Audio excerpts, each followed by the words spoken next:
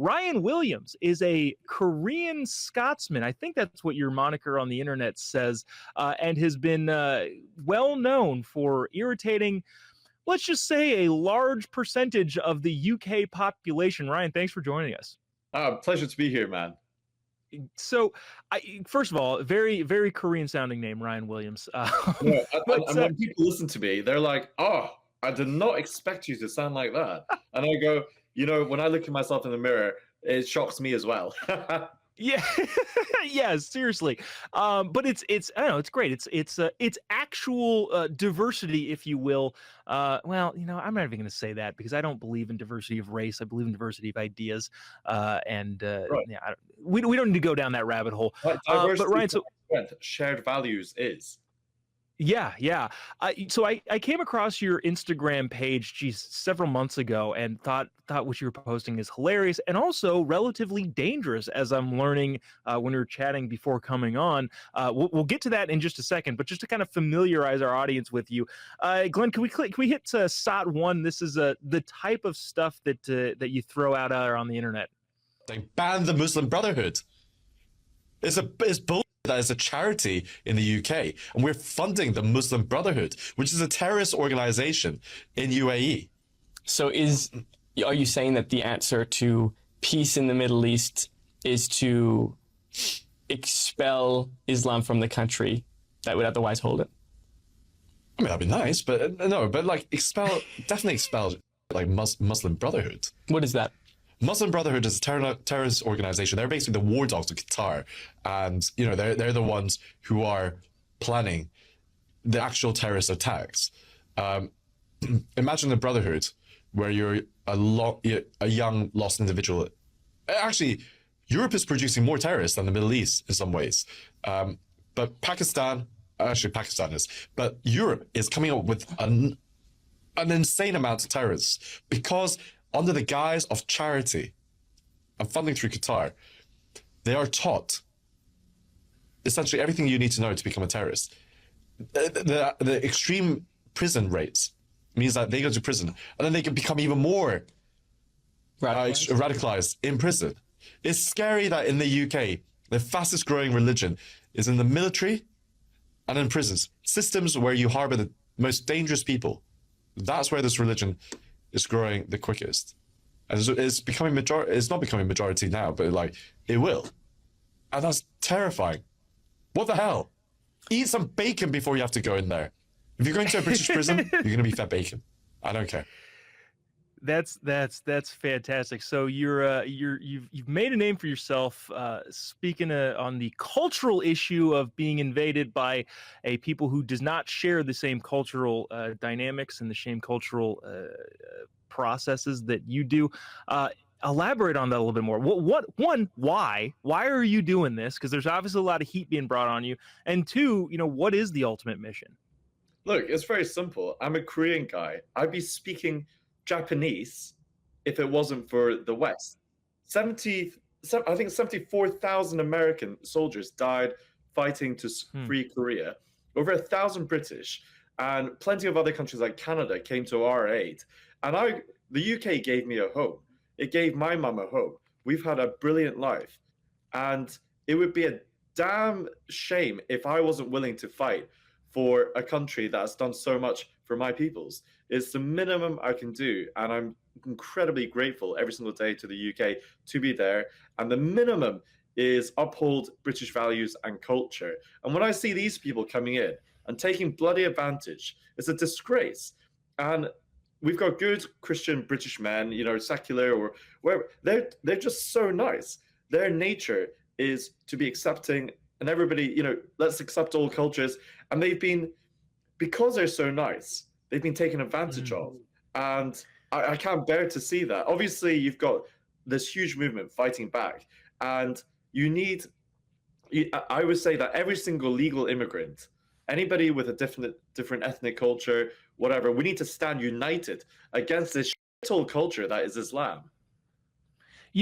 So you kind of might have answered the question that I was going to ask, but just like how did this happen? It's just kind of the apathy towards, well, we've created this culture and it will always exist, and we don't understand how fragile Western civilization is. Like, is that kind of the main crux of why this is why we call them illegals, but migrants, immigrants, whatever, have taken over the culture in the UK?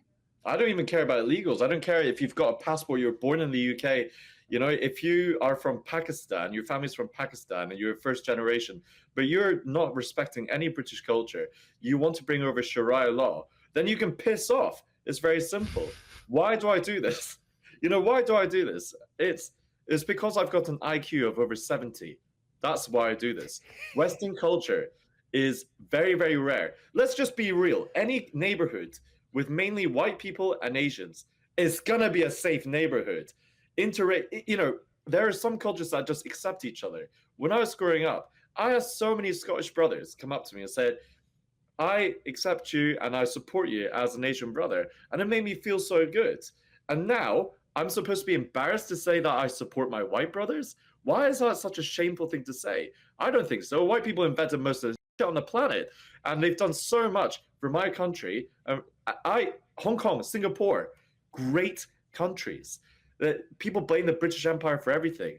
Well, guess what, Pakistan? The only difference between us, economic superpowers, and you is your culture. Get that up your arse. Simple. Well, and at the end of the day, it really comes down to a cultural thing, right? Nobody actually cares what color your skin is. It's whether or not you share the values. We have this problem in the United States is people coming in who don't share the values of the founding, why the country is what the country is. And if you don't share those values, why would you respect them when you come here ultimately? And it's also, I mean, just a weird situation to put yourself in. Like, we really, really hated the place we came from. So we moved to this new place that's better. And because we're in this new place, we're going to try and turn it back to the place that we left.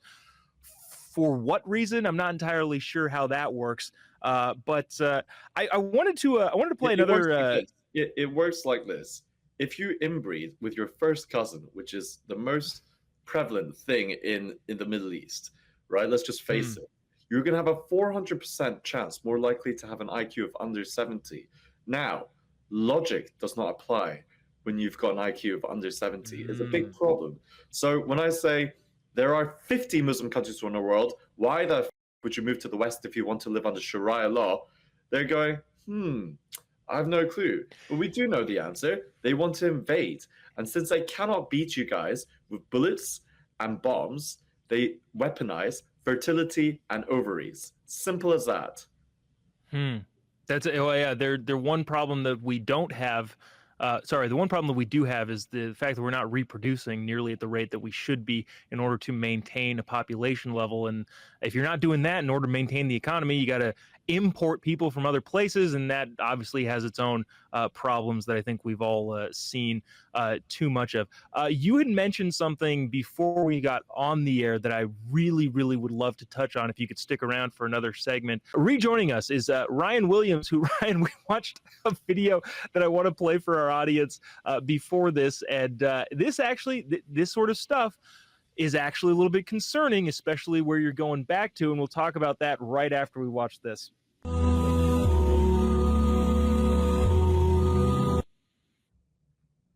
Goodbye, and you can piss off. Nobody wants your soul culture and camel meat. Take your dirty kebabs and off. I would rather eat bacon and eggs every single day. I didn't come here to eat your dirty halal food. It's cruel the way you kill animals. I would rather have proper British food, sticky toffee pudding with ice cream every single day of the week. Proud of you, Britain. I love your culture, not theirs. Britain not necessarily known for its food, at least here in the States, but I understand the sentiment there. Also, so Ryan, you talked about your you don't need to say where you are right now, but you're going back to the UK. What is the potential that you face some legal backlash, we'll call it that, for posting some very, very mean things on the internet? Well, I can get arrested. So over 12,000 people in the UK get arrested for social media posts, which is a little bit nuts. But Very listen, nuts. it's not going to stop me. I say I may be hung like a chipmunk, but I've got enough balls to take on Islam. I just got that joke. I'm sorry. You know, Okay, I continue. take a lot of responsibility for my race. You know, like if I have to represent, I'm going to do it with the truth. You know, no matter what. So okay, but are you concerned at all? Like, if because there's a chance you get arrested for posting stuff like that, even though it's hilarious and also accurate. Yeah, I mean, What? I don't particularly want to be in a situation where I have to pick up the soap or, think about things like it's only gay if you push back. But, prison, I'm a 6'3" South Korean trained, I did MMA growing up. So, I'll give the terrorists a good fight. They're inbred and they eat a lot of seed oil, so I'll take them on. Don't worry. You've got some Korean beef in the game. And I was raised by the Brits, and they're the original crusaders. So wherever I go, I'm going to give it a bloody good shot before I get killed. So okay, I'm just curious. You're kind of. I know this is anecdotal, but the institutions that once made the UK great, like the Oxford Union, Cambridge, where free ideas, whether or not you agreed with them, were able to be exchanged. There seems to have been a real loss of that, especially over the last couple of years. Thankfully, the Oxford Union booted out their president-elect for saying some horrible things about Charlie. But what happened to those institutions? And I guess are you optimistic that they can return, or what's the alternative there? Well, the main problem is our government, in their infinite wisdom, have elected somebody called Shabana Mahmood. Now, Shabana Mahmood is the Home Secretary Traditional British name of the United Kingdom. Exactly, Shabana Mahmood. And she has oversight of MI5, MI6, and the police, political oversight. Now, Whoa. That's like our CIA, FBI. Yeah. Now, this is a little bit of a problem because our police are now arresting 12,000 people in the UK for tweets. That's more than Russia, more than China. I mean, seriously, this is a very desperate situation that we're in. Precisely why I want to go back to face arrest voluntarily. I will go back, and I don't give a rat's arse what happens to me. I'm going to fight it to the end to get free speech back on the table, because what's happening in our country, in the UK, is a disgrace. They were there for my peoples in Korea. I'd be speaking Japanese, if not for them. So I'm going back. I'm going back, and I'm going to be there all the way. Now, I'm looking at an article here that did some polling that Britons overwhelmingly support deporting criminal migrants. Now, I think you're probably in the stance of more than criminals necessarily, but do you think there's enough tailwind on this to actually change the hearts and minds of enough people to take care of the problem? And hold on, but rhetorically speaking, I'm talking rhetorically speaking, because somebody's going to clip that up and twist it in a way that I didn't mean it. But you know what I mean? Electorally solve the issue of the culture being lost to effectively invaders. Well, I think we have to go further. We have a birth rate problem. As I said, that fertility and ovaries are being weaponized, and they're breeding a lot more. So they're technically going to be British and have British passports. But I don't give a damn if they have a British passport. I'd just take it away and boot them out. If 90% of Koreans were responsible for the child grooming gangs, which the Pakistani Muslims are, they're responsible for 90% of the child grooming gangs in the UK. But if 90% of Koreans were responsible for it, I would say kick all the Koreans out. Me, my mom, my goat, whatever. I would say kick us all out and leave the goats alone. I would take collective responsibility for my people, and I would say this is absolutely atrocious what my people are doing. And believe me, if this was going on, if one Korean was causing this much chaos, all of the Koreans would stand up in the UK and say, yeah, as a society, as Korean people, we failed, and we're going to take responsibility for this. We're not going to go, oh, that's just some, that's not all of us are like that. We're not going to use some crappy, stupid argument like that. We're going to go, we have something in our culture that's causing this. We need to take responsibility.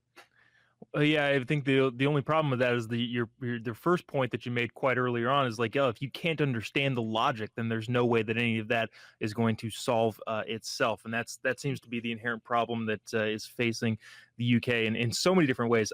This is, as we're wrapping up here, I think this is just mostly funny and humorous for my own sense, and we can poke some fun at some of the staff here on this show. Hey, Glenn, go ahead and play cut 4.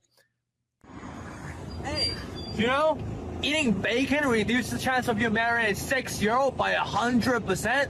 There are 50 Muslim countries in the world. Why the f would you move to our countries if you're not going to adapt to the culture? That's not me, by the way. That's some other Now- random Asian. So that's the thing, is our racist production staff here pulled that video, even though you posted it, that's not you. And I just Hey, it's okay. It's okay. I promoted him. I was just like, you know, good enough. Yeah. Well, now everybody's gonna know that guy is hung like a chipmunk as well. So there you go. So yeah, you know, we it takes a lot of time to put the show together, put all the clips and all that stuff in order, and sometimes one slips through the cracks, but only in the racist heart. Well, hey, Ryan Williams, thank you so much. He's a great follow on the internet. Some spicy takes, but also some hilarious content and shining light on the issue in a way that not many people are willing to do.